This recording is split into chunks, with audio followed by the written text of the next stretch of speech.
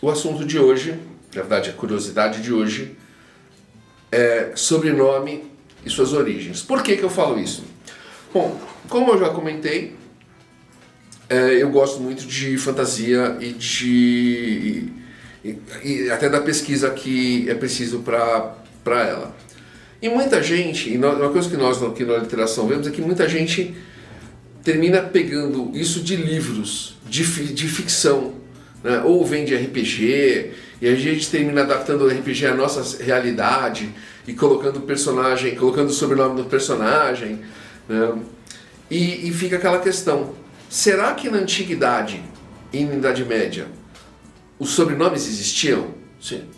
A resposta é sim, mas depende. Por que depende?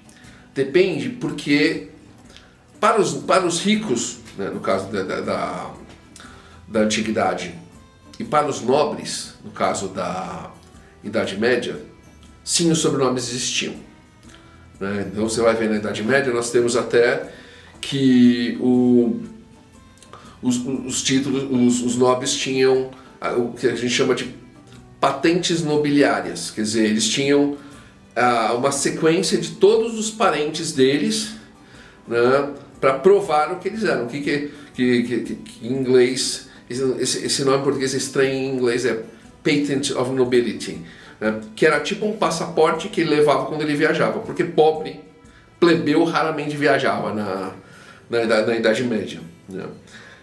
Só que o plebeu, na verdade, ele recebia o nome da cidade, ele recebia o nome da profissão, e tudo isso, essas designações, então você imagina, né?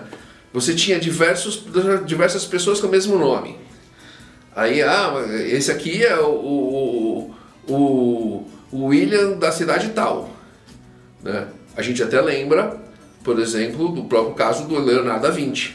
Da Vinci é que ele era da cidade de Vinci. E por mais que as pessoas falem, mas o Leonardo da Vinci recebeu esse nome porque ele era bastardo. Não, porque o pai dele, na verdade o nome completo do Leonardo da Vinci era Leonardo di Ser Piero da Vinci. O nome do pai dele era Piero da Vinci. Ele teve um caso com uma camponesa, teve o Leonardo, né? Mas o nome do pai ele era um notário, né? Ficava escrevendo as coisas oficiais da cidade. Mas mesmo ele chamava-se Piero da Vinci, quer dizer, ele só tinha o nome da cidade, né? Então você vê o nome da cidade. E você vê, por exemplo no Império Romano, né? No Império Romano, então a gente fala em antiguidade, né? Grécia e Roma. No Império Romano só os ricos tinham também. Então, por exemplo, os arqueólogos acharam lá na região da Toscana uma propriedade rural que eles chamaram de Sette Finestre, que eram as 7 janelas, né? Que era da família Seste. Então você vê que a família tinha um sobrenome. Esse nome era, como no caso da nobreza, ligado à terra.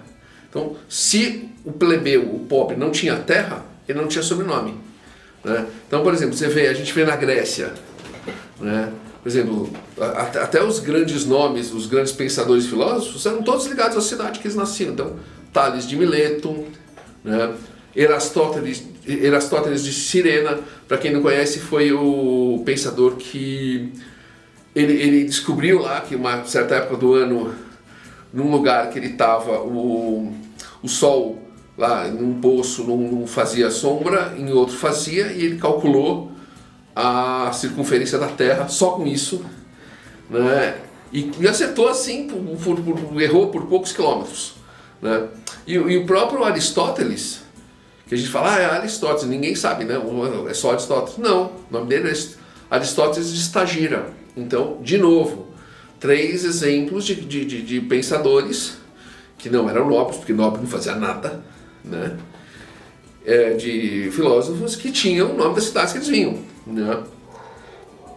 Então, por exemplo, um filme que eu já comentei, que eu uso muito como exemplo, porque apesar dele ser uma comédia, tem muita ligação, tem música moderna, né? Ele é bastante fiel em relação à pesquisa que foi feita, é o Coração de Cavaleiro, né? Então, o Coração de Cavaleiro, por exemplo, ele tem o Geoffrey Chaucer, né? Ele tem o Eduardo, o Príncipe Negro de Gales, são personagens que existiram. O próprio quando a história é de um plebeu que está a serviço de um cavaleiro, né? Nesses torneios que ficavam tendo pela Idade Média. E esse cavaleiro morre e ele termina tomando o lugar desse cavaleiro para eles conseguirem comer, porque ele era um cavaleiro meio pobre, né?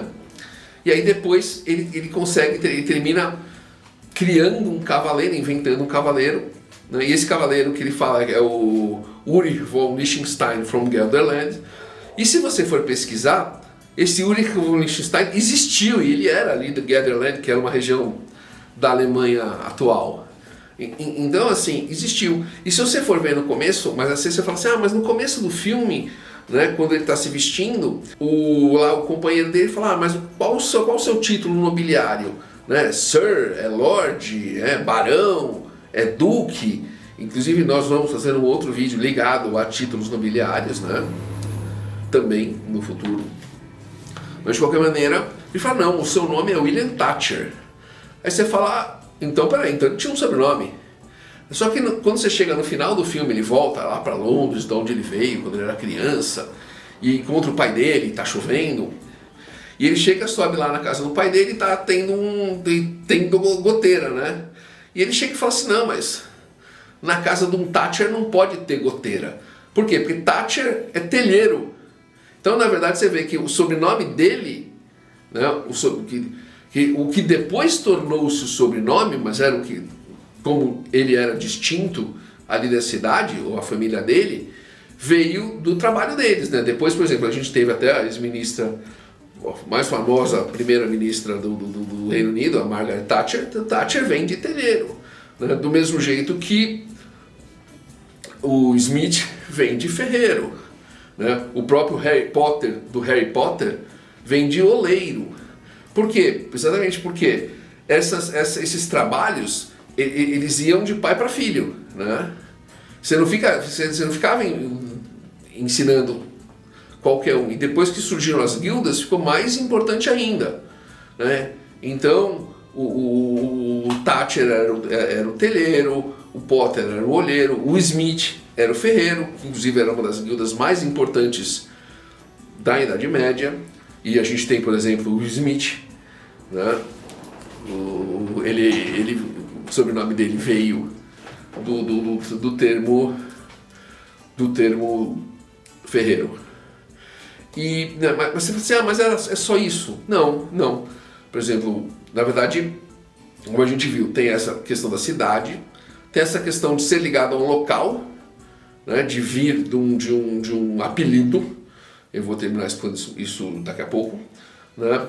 E você tem a questão do patriarca da família. De novo, o patriarca da família a gente volta à questão da nobreza, né? Volta à questão da ligação da terra. Então, por exemplo, você vê lá na Escócia, você tem a tradição lá dos sobrenomes. Os sobrenomes eram todos de patriarcas de família, né? Então, claro, você tem o Wallace, você tem, inclusive do cinema, né? O Wallace, do William Wallace, do Coração Valente. Você tem o MacLeod, né? do Highlander, né? Mas até se você for pensar, eu sei, você tem outros, né? Você tem Stewart, você tem Gordon, mas o sobrenome escocês mais famoso é o Mac alguma coisa, MacDonald, né? MacLeod. E o que é? É filho de isso. Então, por exemplo, Mackenzie, filho de Kenzie. MacLeod, filho de Loud. Então tem essa estrutura do patriarca da família, que era originalmente ali na Escócia, era o chefe, né, o líder de uma tribo, e essa tribo recebia o nome dele, né, o sobrenome dele, mesmo os parentes indiretos, ou mesmo quem não tinha ligação de sangue com ele, né, recebia isso. Depois, quando você teve lá as guerras e a Inglaterra entrou, esses caras se tornaram nobres. Então você vê que a ligação com a tribo, que era no fundo da terra, virou outra ligação de nobreza, né? E tornou-se um sobrenome que terminou indo só para a família. E na Irlanda você tem o mesmo caso do Mac, que é o apóstrofe O, né? Então, por exemplo, o Tu, do ator Peter O'Toole é filho de Tu, dentro da mesma estrutura do Mac escocês, né? E assim, por que eu falo isso? Por que eu falo que o pobre não tinha? Porque você não tinha registro. O rico tinha o registro, né? Em Roma, na Grécia, na Antiguidade. Na Idade Média, o nobre tinha registro e o pobre não tinha.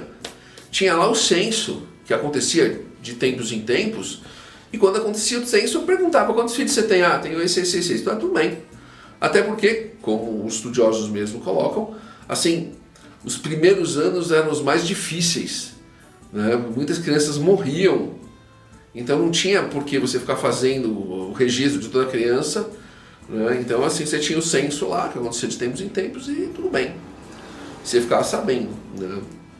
Mas de qualquer maneira, como eu estava falando, né? Você tem com a coisa das guildas, você tem os trabalhos, né?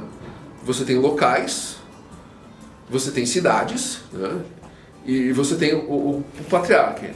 Então, e isso não só, como eu falei, não só na Inglaterra, ou na Escócia, ou na Irlanda, né? Você pega na Itália, por exemplo, o sobrenome Lombardi, né? Até do Lombardo Silvio Santos, veio da região da Lombardia, que, só por curiosidade, uma curiosidade dentro da outra, quando os lombardos, que são uma tribo alemã, veio e terminou tomando uma parte da Itália e ficando ali, ele criou a Lombardia, a terra dos lombardos. Então ficou Lombardi. Fontana, ou Fontaine, do francês, né? Que é se for para pensar, o Jean de La Fontaine, que é como os irmãos Grimm, um famoso historiador, folclorista, né, e fabulista, era Fontaine. Fontaine vem de fons, do latim, fonte, era o que? O apelido, a pessoa perto da fonte. Ah, eu estava falando lá com o Marco, mas que Marco, né? Eu conheço 3. Ah, o Marco Fontana ali, perto da fonte. Eu morava perto da fonte, né? Por exemplo, no caso de sobrenome ligado a trabalho, na Itália nós temos, por exemplo, Ferrari. Ferrari vem de ferreiro, né? Vem de ferros, que não preciso dizer que é equivalente ao Smith, né? E, por exemplo, o russo, né? Até para a gente sair né? Mudar quase para o Oriente, você também, né? Inclusive você tem até uma outra curiosidade. Então, por exemplo, você tem o sobrenome ligado ao patriarca, né? Então o Alexandrev, que quando a filha é mulher é Alexandrova ou Alexandreva. Então você tem essa denominação feminina no sobrenome, né? Que é filho de, né? Depois você tem, por exemplo, Barakov. Barakov é a pessoa que cuida das ovelhas. Kurzenov é o ferreiro de novo. E, por exemplo, o Bikov, né? Ou Bikova, no caso de mulher, que é a pessoa que cuidava de gado. Então você vê que os sobrenomes muito ligados a trabalho. Agora, é que eu falo, isso quer dizer que você precise fazer isso na sua história? Não, você não precisa fazer isso na sua história. Veja bem, o que nós estamos dando aqui é pesquisa para que você crie um mundo, né, lógico, e que essas características criem, como no caso, quando a gente explicou das cidades, de como surgiu nomes como Paris, né, e outras cidades da Idade Média, para você ter ideia de como pode ser o nome da sua cidade, para que crie empatia com o leitor. Por que vai criar empatia com o leitor? Porque muitas vezes o leitor sabe disso.